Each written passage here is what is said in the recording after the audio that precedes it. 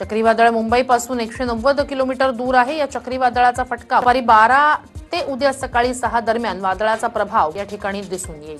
मुंबईकडून महाराष्ट्रात चक्रीवादळ घुसले। संपूर्ण महाराष्ट्रासाठी हवामान विभागाचा धोक्याचा इशारा। हे 15 जिल्हे उद्ध्वस्त होणार।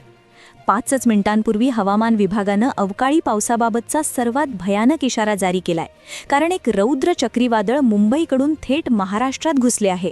अवघ्या 5 मिनिटांआधी हवामान खात्यानं सॅटेलाइटच्या मदतीनं काढलेला संपूर्ण महाराष्ट्राचा नकाशा दाखवला आहे। या नकाशात ताशी 190 किलोमीटरच्या थरकाप उडवणाऱ्या वेगानं एक महाभयानक वादळ महाराष्ट्राच्या रोखानं अत्यंत वेगानं झेपावत असल्याचं चित्र स्पष्ट दिसत आहे। हा फोटो पाहताच उभ्या महाराष्ट्राच्या काळजाचा ठोका चुकलाय, कारण या वादळाच्या तडाख्यानं 15 जिल्ह्यांमध्ये सर्वात मोठं नुकसान होणार आहे। एक महाकाल चक्रीवादळ एक ढगांची फौज घेऊन आले आहे। हे ढग इतके अक्राळ विक्राळ आहेत की त्यांची उंची कित्येक किलोमीटरवर पोहोचली आहे।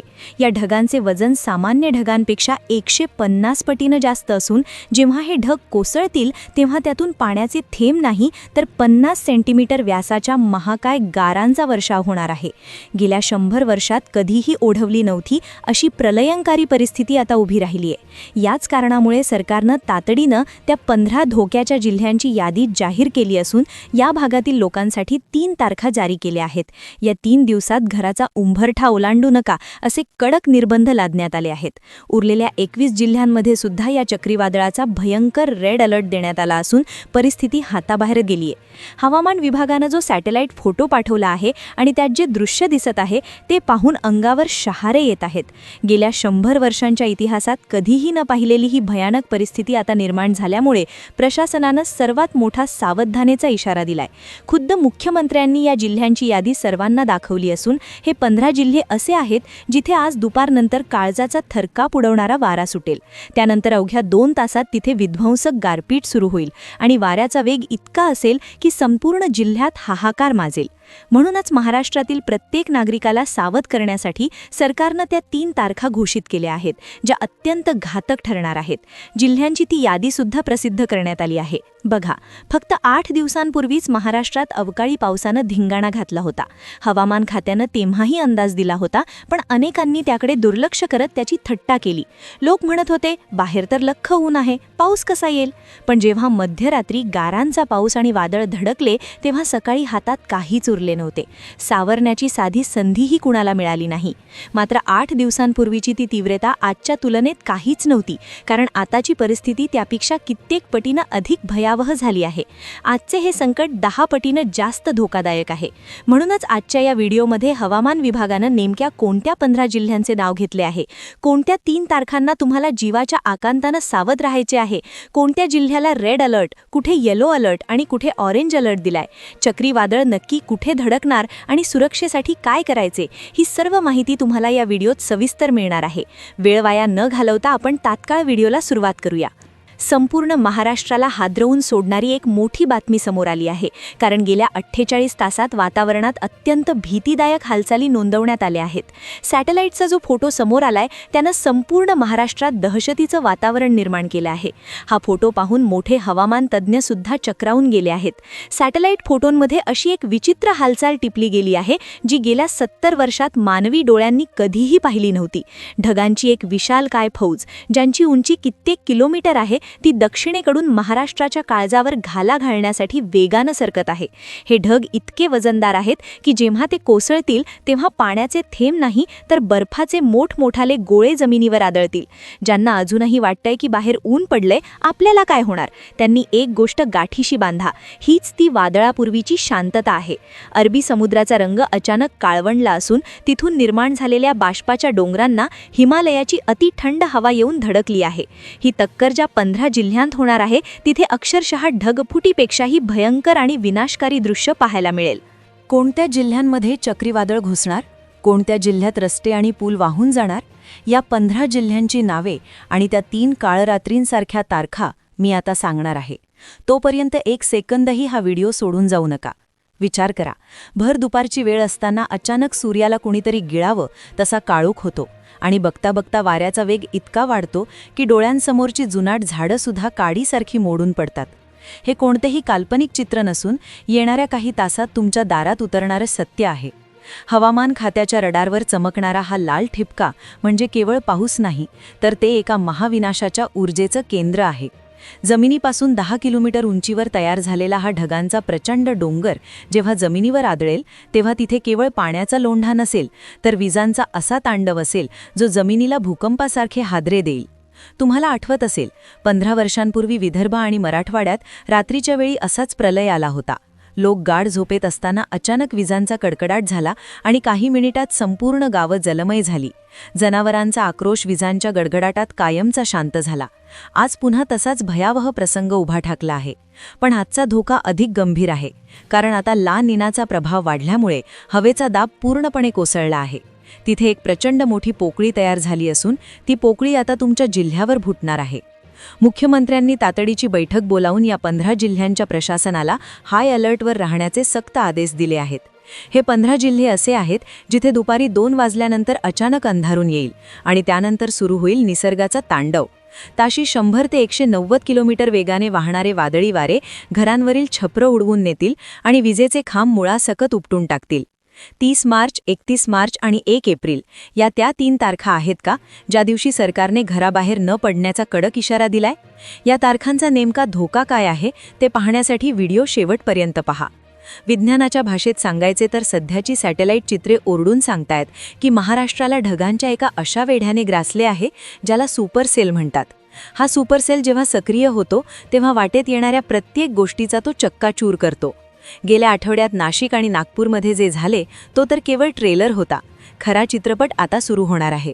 शेतकऱ्यांनी रक्ताचं पाणी करून उभं केलेलं पीक क्षणात मातीमोल होणार आहे. जर तुम्ही आत्ता सावध झाला नाहीत तर होणारे आर्थिक आणि शारीरिक नुकसान कोणीही रोखू शकणार नाही. या वादळाची तीव्रता इतकी टोकाची आहे की हवेतील ओलावा आणि उष्णता एकत्र येऊन एक महाभयंकर थंडरस्टॉर्म सेल तयार झाला आहे. हा सेल एकदा का जमिनीला टेकला की पुढचे 6 ते 8 तास तिथे निसर्गाचं क्रूर रूप थैमान घालेल. घराबाहेर उभ्या असलेल्या गाड्या पत्त्यांच्या बंगल्यासारख्या हवेत उडून जाऊ शकतात.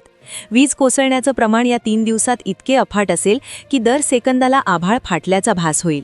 हा केवळ पाऊस नसून निसर्गाचे ते अक्राळ विक्राळ हसणे आहे जे आपल्या गाफीलपणावर वार करण्यासाठी दबा धरून बसले आहे. आजच्या आधुनिक तंत्रज्ञानाचा वापर करून आम्ही तुम्हाला हे संकट आधीच सांगत आहोत. गुगल मॅप्स आणि AI प्रेडिक्शननुसार ढगांची ही घनता महाराष्ट्राच्या मध्य भागात सर्वात जास्त एकवटली आहे. याचा स्पष्ट अर्थ असा की मराठवाडा आणि विदर्भाच्या सीमावर्ती भागात सर्वात मोठा हाहाकार उडणार आहे. काही ठिकाणी तर जमिनीला भेगा जातील इतका प्रचंड दाब वातावरणात निर्माण झाला आहे. तुमच्या जिल्ह्यावर चक्रीवादळाचं सावट आहे का? कुठे गारांचा वर्षाव होणार आणि कुठे भयंकर वादळ धडकणार? या धोक्याच्या यादीत तुमच्या गावाचं नाव पहिल्या नंबरवर तर नाही ना? जिल्ह्यांची नावं आता सुरू होत आहेत. राज्याच्या काळजात धडकी भरणार आहे. विशेषतः मध्य महाराष्ट्र आणि मराठवाड्यात सरकारने रेड अलर्ट जारी केला आहे. मध्य महाराष्ट्रातील पुणे, नाशिक, अहिल्यानगर, सातारा, कोल्हापूर आणि सोलापूरमध्ये घरांची मोठी पडझड होऊन होत्याचं नव्हतं होण्याची शक्यता आहे. मराठवाड्यातील छत्रपती संभाजीनगर, जालना, बीड, धाराशिव, लातूर, परभणी, हिंगोली आणि नांदेड या जिल्ह्यांमध्ये ताशी 190 किलोमीटर वेगाने सैतानी वादळ आणि मोठमोठ्या गारांचा मारा होईल. विदर्भातील बुलढाणा, अकोला आणि वाशिम या भागावर संकटाचे काळेकुट्ट ढग जमा झाले आहेत. 1 एप्रिल आणि 2 एप्रिलला पूर्व विदर्भ आणि खानदेशात नेमकी काय स्थिती असेल? तिथे आभाळ फाटणार का? पुढची नावं नीट कान देऊन ऐका. 1, 2, 3 आणि 4 एप्रिल या काळात पावसाचा जोर कमी होण्याऐवजी तो अधिक रौद्र रूप धारण करेल. पूर्व विदर्भातील अमरावती, नागपूर, भंडारा, गोंदिया, गडचिरोली आणि चंद्रपूरमध्ये विजांच्या तांडवासह ढगफुटीसारखा पाऊस कोसळेल. खानदेशातील जळगाव, धुळे आणि नंदुरबारमध्ये केळीच्या बागा जमीनदोस्त होतील आणि घरांचे पत्रे पत्त्यासारखे उडून जाण्याची भीती आहे.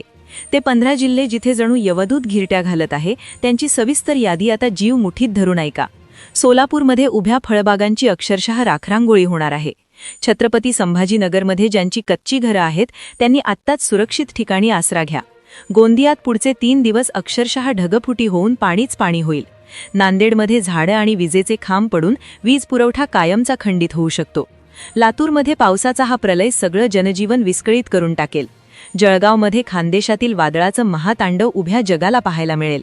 हिंगोलीमध्ये ढगफुटीची सर्वात जास्त शक्यता वर्तवण्यात आली आहे. चंद्रपूरमध्ये 40 डिग्रीच्या उन्हात अचानक वावटळी येऊन हाहाकार माजेल. बुलढाण्यात गारांचा जितका वर्षाव होईल की सगळीकडे पांढरे थर साचतील. गडचिरोलीमध्ये विजांचा कडकडाट म्हणजे साक्षात मृत्यूची घंटा आहे, त्यामुळे सांभाळून रहा. भंडाळ्यात नदीकाठच्या वस्त्यांना तातडीने गाव सोडण्याच्या कडक सूचना दिल्या आहेत. यवतमाळमध्ये बिचाऱ्या शेतकऱ्यांचं पांढरं सोनं मातीमोल होण्याची दाट भीती वर्तवण्यात आली आहे. वाशिममध्ये छप्र उडवून नेणारं वादळ थेट धडकेल. धाराशिवमध्ये पुढचे 48 तास अत्यंत जीवघेणे आणि धोक्याचे आहेत. अहिल्यानगरमध्ये अचानक येणारा पाऊस सगळीकडे दाणादाण उडवून देईल. वर्ध्यात त्वरित सुरक्षित जागा शोधा आणि बाहेर पाऊल टाकू नका. आणि सांगलीमध्ये पश्चिम महाराष्ट्रातील पावसाचं हे सर्वात भीषण आणि भयानक थैमान पाहायला मिळेल. जी माहिती तुम्ही ऐकली ती हवामान खात्याचे ताजे नकाशे आणि सॅटेलाइट खोडांवर आधारित आहे. पण एक गोष्ट लक्षात घ्या, निसर्ग हा कधीही आपला शब्द पाळत नाही. ही सर्व परिस्थिती एक शक्यता आहे. याचा अर्थ असा आहे की उद्याचं सगळं संपणार आहे, पण सावध राहायला काय जाते. बघा, मागच्या वेळी सुद्धा असंच झालं होतं. हो, आभाळ खाटलं होतं, पण आपण म्हटलं काही होत नाही. शेवटी नुकसान पण असं झालं आपल्या शेतकरी भावाचं ना. मग आता ही 17 जिल्ह्यांची यादी मी तुम्हाला सांगितली. तिथे राहणाऱ्या माता भगिनींनी आणि दादांना एकच विनंती आहे, नुसतं ऐकून सोडून देऊ नका. आता मला कमेंट्समध्ये सांगा बरं, तुमच्या भागात सध्या वातावरण कसं आहे. तिथे ऊन पडतंय की ढग आलेत. कारण तुमची एक कमेंट दुसऱ्या भावाचा जीव वाचवू शकते.